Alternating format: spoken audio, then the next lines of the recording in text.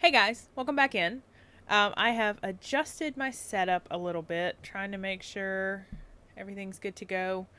Um, so if you see me looking this way, my monitor's over there now. We are reading chapter 15. It is not super long, but it's probably one of my favorite stories. If you've read the other Gospels, you know the story of the prodigal son, and it is probably one of my favorite parables. So, yeah, we're going to get that today. And without further ado, let's jump on in and read chapter 15 of Luke. Tax collectors and other notorious sinners often came to listen to Jesus teach. This made the Pharisees and the teachers of religious law complain that he was associating with such sinful people, even eating with them. So Jesus told them this story. If a man has 100 sheep and one of them gets lost, what will he do? Won't he leave the 99 others in the wilderness and go search for the one that is lost until he finds it? And when he has found it, he will joyfully carry it home on his shoulders. When he arrives, he will call together his friends and neighbors, saying, "Rejoice with me, because I have found my lost sheep." In the same way, there is more joy in heaven over one lost sinner who repents and returns to God than over 99 others who were righteous and haven't strayed away. Or suppose a woman has 10 silver coins and loses one. Won't she light a lamp and sweep the entire house and search carefully until she finds it? And when she finds it, she will call in her friends and neighbors and say, "Rejoice with me, because I have found my lost coin." In the same way, there is joy in the presence of God's angels when even one sinner repents. To illustrate the point further, Jesus told them this story. A man had 2 sons. The younger son told his father, "I want my share of your estate now before you die." So his father agreed to divide his wealth between his sons. A few days later, this younger son packed all his belongings and moved to a distant land, and there he wasted all his money in wild living. About the time his money ran out, a great famine swept over the land, and he began to starve. He persuaded a local farmer to hire him, and the man sent him into his fields to feed the pigs. The young man became so hungry that even the pods he was feeding the pigs looked good to him, but no one gave him anything. When he finally came to his senses, he said to himself, "At home even the hired servants have food enough to spare, and here I am dying of hunger. I will go home to my father and say, 'Father, I have sinned against both heaven and you, and I am no longer worthy of being called your son. Please take me on as a hired servant.'" So he returned home to his father, and while he was still a long way off, his father saw him coming. Filled with love and compassion, he ran to his son, embraced him, and kissed him. His son said to him, "Father, I have sinned against both heaven and you, and I am no longer worthy of being called your son." But his father said to the servants, "Quick, bring the finest robe in the home and put it on him. Get a ring for his finger and sandals for his feet. And kill the calf we have been fattening. We must celebrate with a feast, for this son of mine was dead and is now returned to life. He was lost, but now he is found." So the party began. Meanwhile, the older son was in the fields working. When he returned home, he heard music and dancing in the house, and he asked one of the servants what was going on. "Your brother is back," he was told, "and your father has killed the fattened calf. We are celebrating because of his safe return." The older brother was angry and wouldn't go in. His father came out and begged him, but he replied, "All these years I've slaved for you and never once refused to do a single thing you told me to do. And in all that time, you never gave me even one young goat for a feast with my friends. Yet when this son of yours comes back after squandering your money on prostitutes, you celebrate by killing the fattened calf."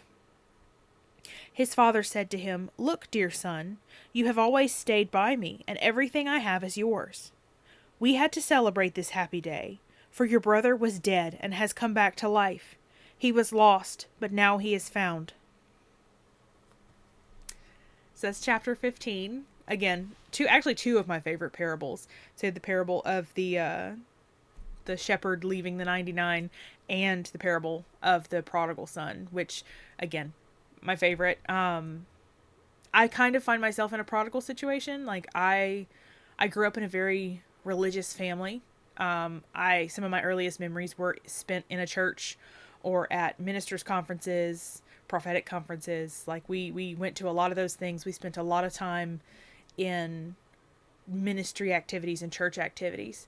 And I don't want to say that my family, my immediate family, fell away from it, but we felt separated in a sense that we were called to other things and other work. And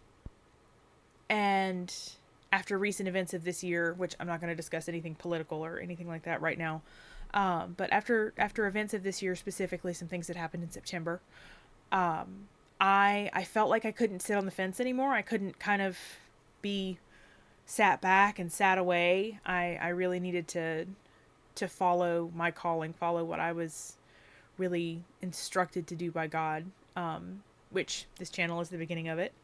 But yeah, I definitely feel myself in a prodigal situation. And I'll also have a card up here or up here.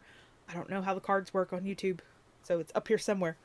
I'll go ahead and put that in for the journal that I published, which has the same title as this channel, Hey God, It's Me Again. Because at the end of the day, I want the goal of this daily reading and of this channel and of this journal is to help people get closer to God, get their relationship with God back to where it should be. And it's that relationship with God is very personal. It's not religious. And that's something that Jesus talks about throughout all of the Gospels.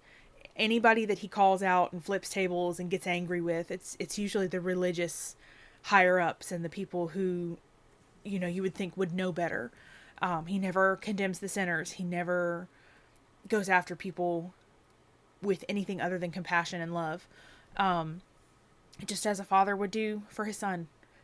And that's the goal, again, of this channel, of my journal. I also have a website where I've posted a blog post, or two. I don't remember if I've actually uploaded the second one. But yeah, that's going to be the goal of 2026 and forward, is focusing on that and continuing to read the gospel, learn the word. But yeah, chapter 15, short, sweet, to the point, really great. And again, my two favorite parables. So what a perfect way to end the 10th or the 15th day of reading and 10 days to Christmas. I cannot believe it is 10 days to Christmas.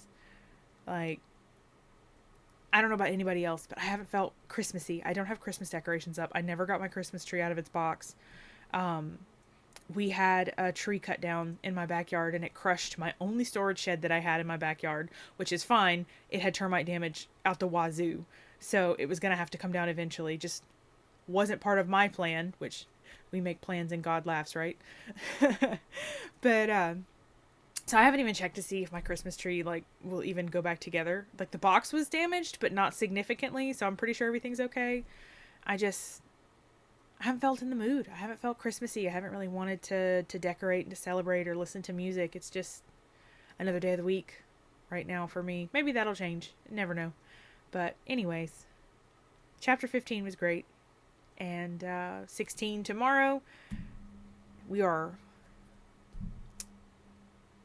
16 will be the 2/3 mark, I think is what I said. Yes.